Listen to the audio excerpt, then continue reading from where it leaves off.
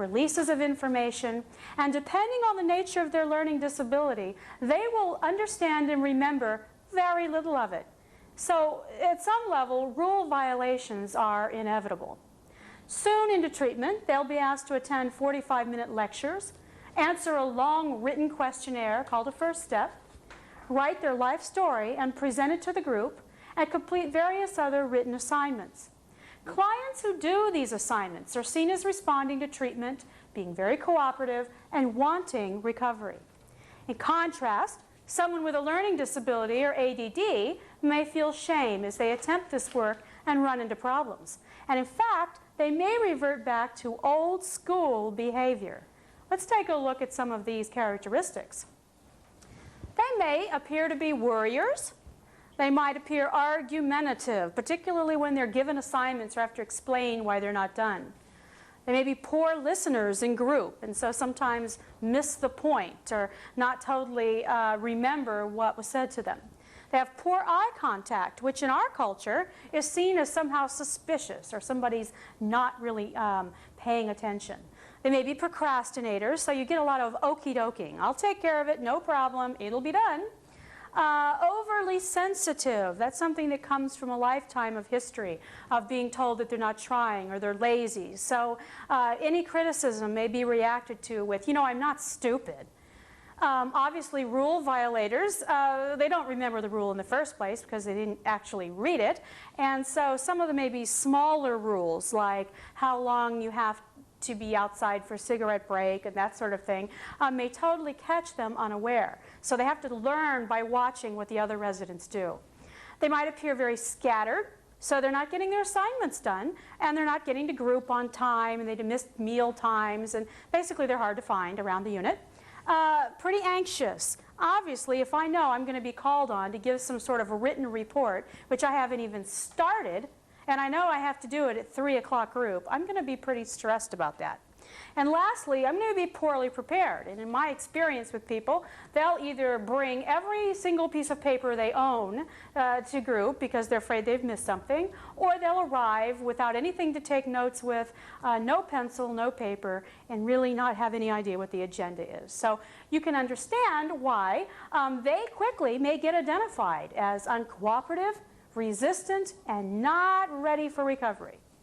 The sad part is that due to their shame, many people would rather go to jail than admit they're having trouble hearing, reading, or writing accurately.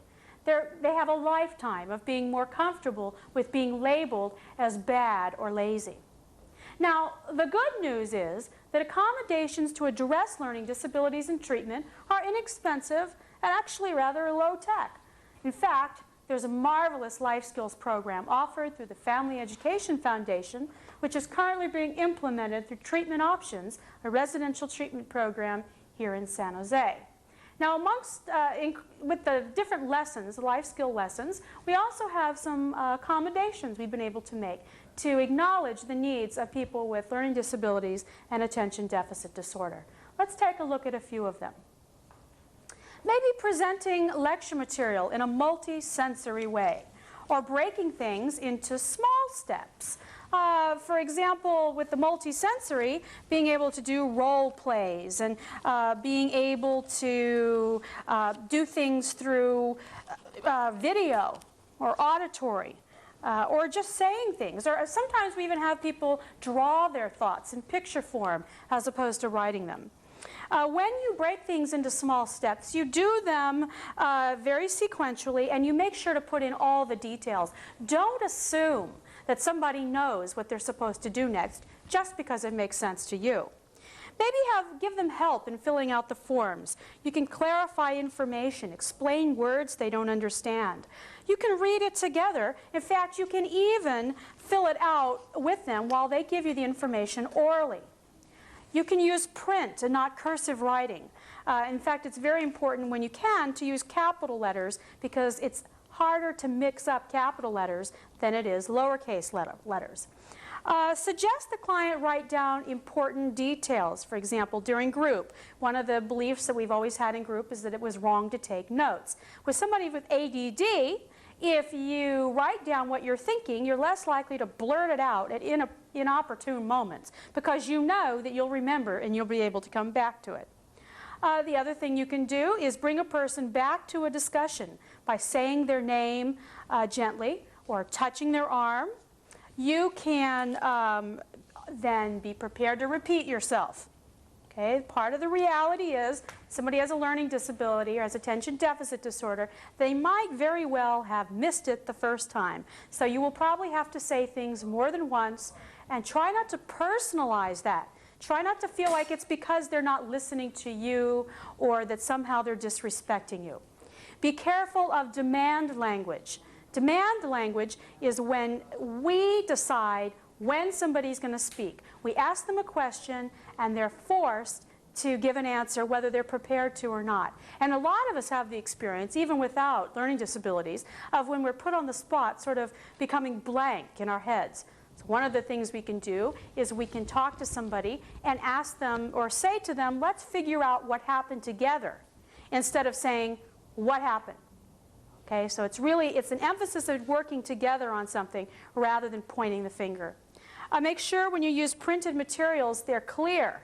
Okay, you don't have a lot of misprints and misspellings, and make sure you use colored paper. A lot of times people, depending on their learning disability, find that letters run together or they jump off the page when you use white paper. Sometimes just putting something on a pastel yellow or pastel green can make it far easier to understand. The other gift from God for anybody who's ever had a learning disability are Post-it notes. For God's sake, give somebody a stack of Post-it notes, because then they can, as they need to, write it down, stick it on the mirror, stick it on their notebook, and they can have visual cues in the room about what they're supposed to do when. The important thing is to make sure and give somebody structure. Okay, one of the things that because of the need for repetition, people who have learning disabilities or have attention deficit disorder are very dependent on routine. Very much need structure, which is one of the reasons traditional chemical dependency treatment might actually be very helpful for people. The other thing you can ask people to do is to describe their experiences orally. You can conduct your groups in rooms with not a lot of distraction. Don't have a lot of prints on the walls. Don't have a lot of stacks of paper and tons of books and things that pull their eyes away from whatever you're doing. The other thing you can do is use lamps instead of overhead fluorescent lights. People with ADD will often hear the buzzing in a fluorescent light and find that very distracting. And in fact, depending on the learning disability, there may be some challenges with their peripheral vision. And so when lights are flickering, they see that out of the corner of their eye, and they're always having to turn and see if somebody's actually standing there. Another thing we can do is ask for people to use buddies in treatment. If they have a big book assignment, have them work with somebody else. They can work together and the other person can help them when they get stuck. This is obviously a very important recovery concept, which is when we get stuck, we ask for help. The other thing we can also do is strongly encourage using calendars, using notepads. There's a variety of things we can do to help people feel more control over their lives. Now, in the last few minutes, what I'd like to share with you is some of the experience we've had at Treatment Options using a life skills program devoted to working with people who have a chemical dependency as well as a learning disability. One of the things that we've noticed over time is that with the repetition of material and with the clarity of the graphics, we've noticed the different residents actually using the information like conflict resolution or how to negotiate or how to make a complaint, actually using it on the treatment center without being prompted. So what does that mean? It means that we have fewer people leaving treatment. We have people actually working together and finding out they are competent to be able to solve their own problems without having to necessarily bring in a counselor or bring in somebody from the outside. The counselors themselves have really benefited from the structure of being able to go through actual life skills that are going to benefit people. One of the exciting things we can teach people who have a learning disability is that it's a context problem. We're all capable of learning. The secret is finding out which avenue is going to be more effective for learning than others. We don't have to believe that just because we've never understood it before, that we never will understand it. It's not necessarily the way it is. I want to thank those who are willing to share their experience with us tonight. We'll be ending with the final piece of Elaine's story. Thank you for joining us. 4, 5. Okay. How my learning disability has affected my recovery is when there's been periods of time in my recovery where I've gone on overwhelmed. One of them was when I was in school in the first part of this program that I'm in right now. There was a lot of spiritual circumstances that were happening in my life at the same time. And I was reading material that was brand new to me, and there was language involved with the material that was very new to me.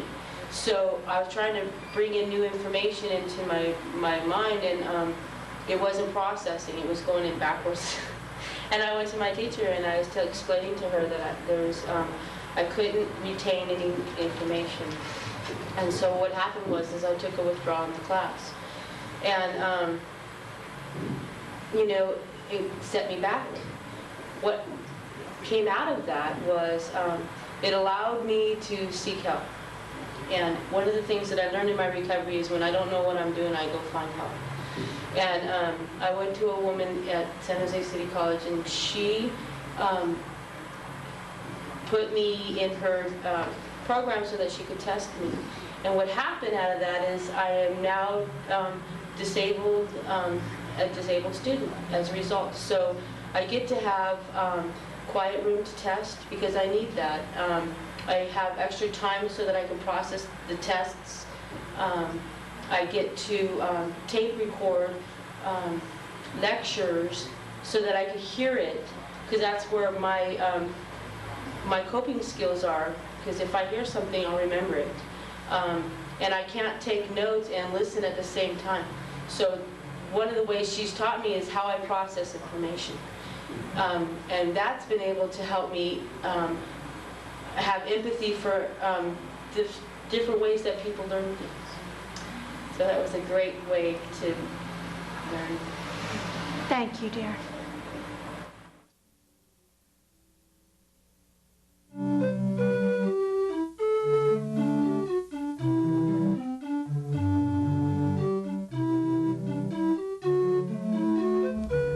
For topic suggestions, write to Bay Area Psychology.